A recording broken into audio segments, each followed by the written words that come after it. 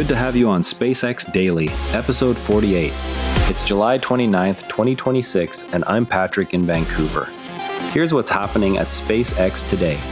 Ship 40's continued float after Flight 13 gives SpaceX its first long-duration dataset on an intact upper stage thermal protection system in seawater. SpaceX confirmed the ship upper stage completed its landing burn and splashdown intact on Flight 13. Imagery gathered by the recovery team shows the vehicle still on the surface with no visible structural breach. Elon Musk stated a dedicated ship is en route to retrieve the stage for post-flight inspection. The extended float period supplies the first extended seawater exposure dataset on the current heat shield tile and skirt configuration. Recovery operations will focus on preserving the as-flown condition of the tile array and skirt ring for laboratory analysis. The data will quantify salt ingress, residual bond strength, and any hydrodynamic deformation accumulated over multiple days. This follows the Flight 13 performance details we discussed yesterday and supplies the next concrete data point on upper stage reuse durability. Flight 13 placed the first Starlink V3 satellites into orbit during the ship upper stage's orbital phase. These satellites carry upgraded laser link terminals and higher power phased array antennas compared with prior generations. The deployment marks the first on-orbit test of the V3 bus design under Starship mass and volume margins. Early telemetry will be compared against Falcon-launched V2 mini units to quantify the performance delta. The V3 units also incorporate revised power and thermal subsystems sized for the increased aperture and processing load. Ground stations are already receiving beacon signals that confirm initial attitude control and solar array deployment. A spent Falcon 9 second stage is projected to impact the lunar surface in the coming days after a prior mission left it in lunar transfer trajectory. The stage will strike the moon at several kilometers per second. Impact location and timing are being refined with updated orbital elements. The event supplies an unplanned high-speed kinetic test of lunar regolith interaction at energies relevant to future lander designs. Observers expect the impact flash and ejecta plume to be captured by Earth-based telescopes and lunar orbiters already in place. The data will help calibrate models of crater formation and seismic coupling used for Artemis landing site assessments. The Federal Aviation Administration proposes waiving certain environmental reviews to shorten launch license timelines for SpaceX and Blue Origin. The draft rule would allow operators to reference prior environmental assessments rather than repeat full studies for each incremental change. SpaceX's Starbase and Cape Canaveral sites would see the largest reduction in paperwork lead time. The change directly affects cadence targets for both Falcon and Starship vehicles. Agency staff noted that the proposal still requires public comment and coordination with other federal offices before final adoption. If implemented, the streamlined process could compress the interval between license applications and approvals by several months. Falcon 9 stands ready for the NROL 25 national security mission at Vandenberg. The vehicle is stacked and undergoing final checks at Vandenberg for the classified payload. The mission continues the pattern of dedicated national security flights on reused first stages.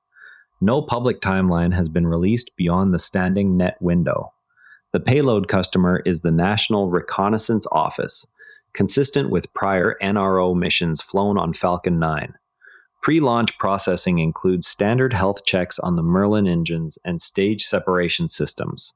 SpaceX and Italy are discussing a $1.6 billion Starlink contract for maritime and aviation coverage.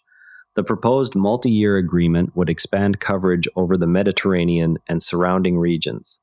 Negotiations center on capacity guarantees and ground segment integration with Italian infrastructure. No final terms have been announced. The deal would add dedicated gateways and user terminal certification pathways for Italian operators. Italian defense and civil aviation authorities are participating in the technical discussions. AST SpaceMobile booked 3 additional Bluebird satellites on Falcon 9 for an August 5 launch.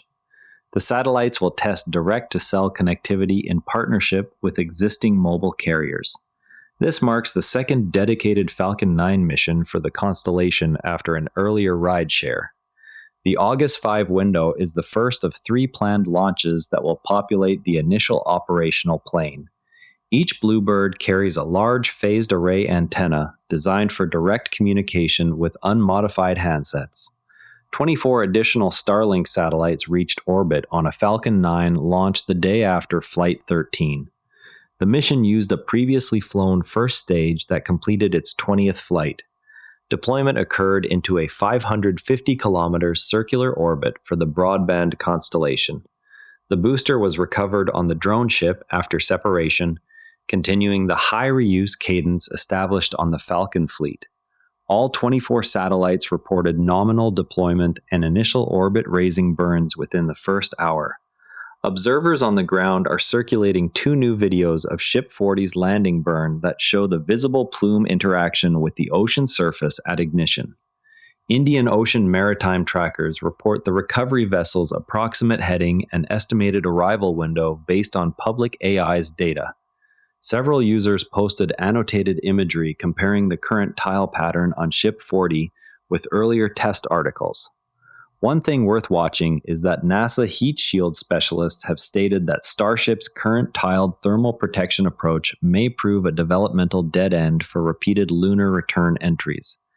The assessment centers on tile attachment durability under higher energy trajectories and the difficulty of inspecting or repairing the array between flights. Resolution would require either a redesigned attachment system or a shift to an ablative or metallic alternative.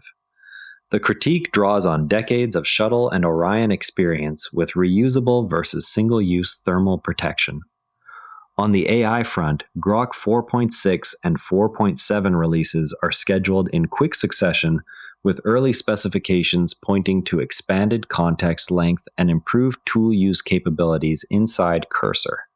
The paired releases continue xAI's pattern of rapid iteration on the same training cluster used for prior Grok versions.